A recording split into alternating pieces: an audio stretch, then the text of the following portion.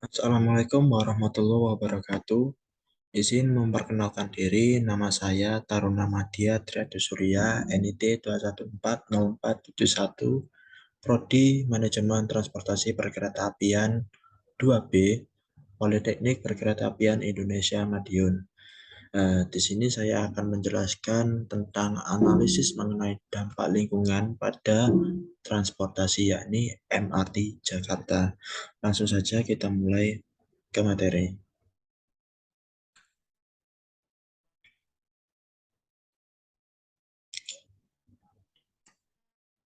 Sistem transportasi ramah lingkungan.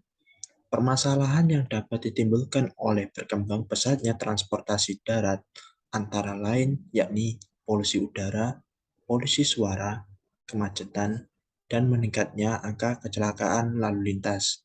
Mungkin kita semua sudah menyadari hal-hal ini karena eh, kita semua hidup di darat. Jadi mobilitas kita mayoritas terjadi di daratan.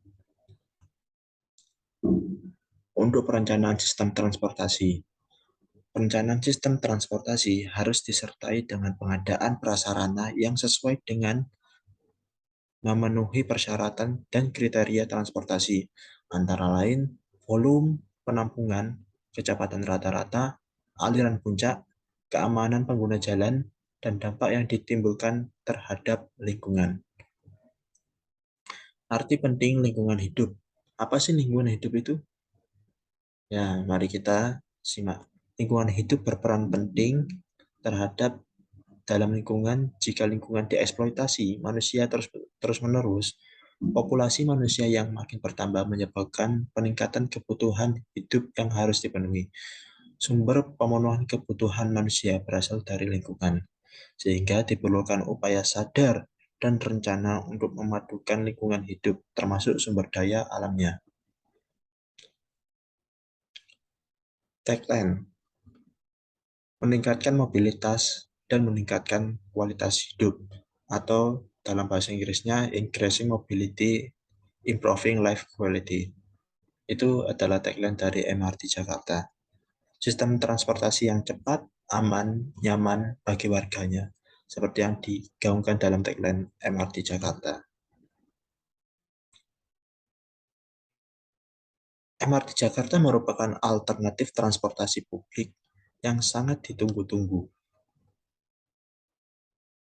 untuk mengurangi kemacetan lalu lintas di ibu kota Indonesia.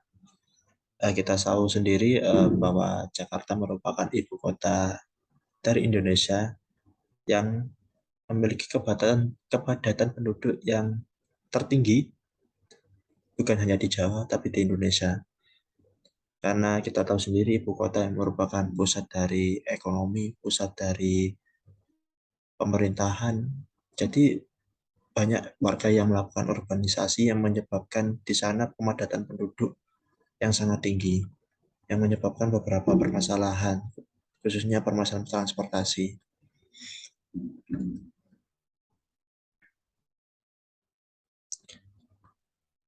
Untuk konstruksi MRT sendiri, yakni memiliki dua jenis, yakni bagian ditinggikan atau elevated dan underground atau terowongan. Jadi MRT ini eh, tidak langsung bersinggungan dengan jalan raya, sehingga menyebabkan jalan raya tidak terganggu.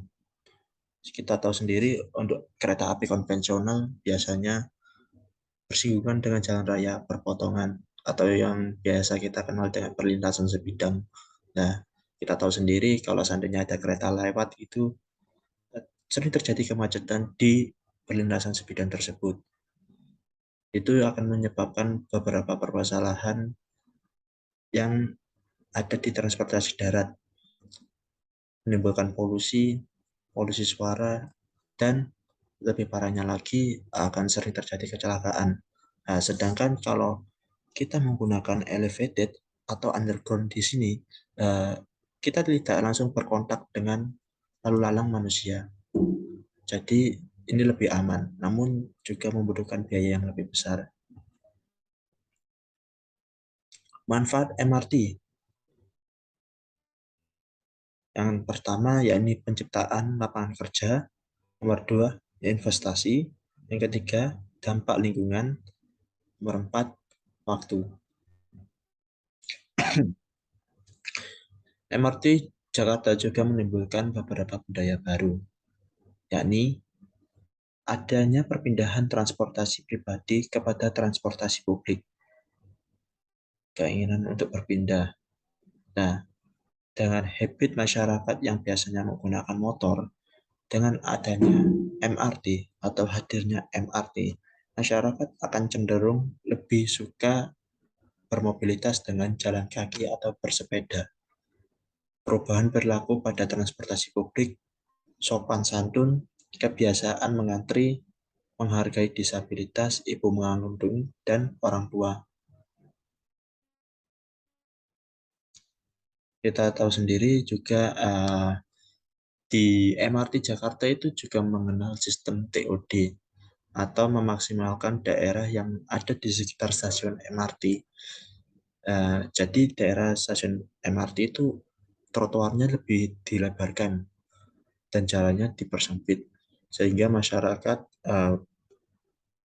menjadi lebih susah dalam menggunakan jalan raya.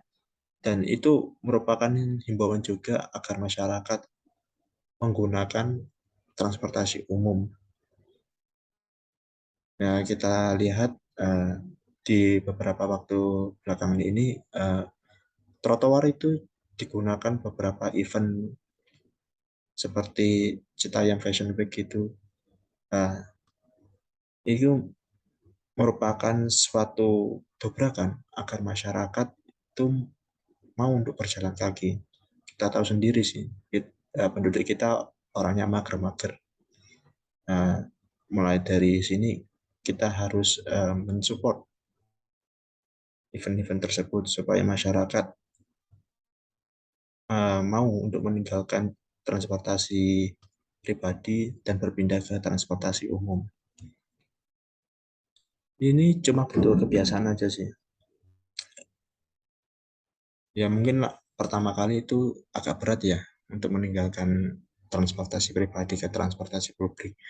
Namun seiring berjalannya waktu, saya yakin masyarakat akan bisa menerima dan meninggalkan habit yang lama ke habit yang baru. Ya, kita lihat juga negara-negara maju seperti Jepang, Singapura, eh, penduduknya itu mayoritas untuk bermobilitas seperti pergi bekerja atau ke tempat lain gitu. Itu mereka berjalan kaki untuk menuju ke stasiun, lalu naik kereta api.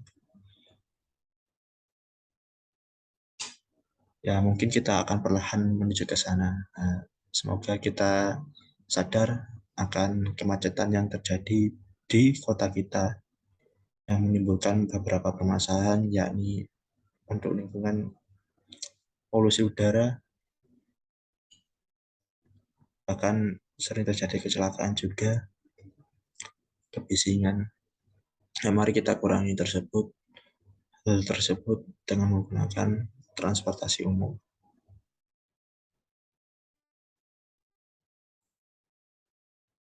Kesimpulan, transportasi merupakan urat nadi pembangunan nasional. Permasalahan yang dapat ditimbulkan oleh berkembang pesatnya transportasi daratan, antara lain polusi udara, polusi suara, kemacetan, dan meningkatnya angka kecelakaan lalu lintas. Dengan segala keuntungan yang dimiliki, diharapkan masyarakat Jakarta berminat menggunakan MRT sebagai moda transportasi umum utama, menggantikan kendaraan pribadi. Dengan demikian, peningkatan kualitas hidup dapat ditingkatkan dan lingkungan hidup sehat tetap dijaga kelestariannya.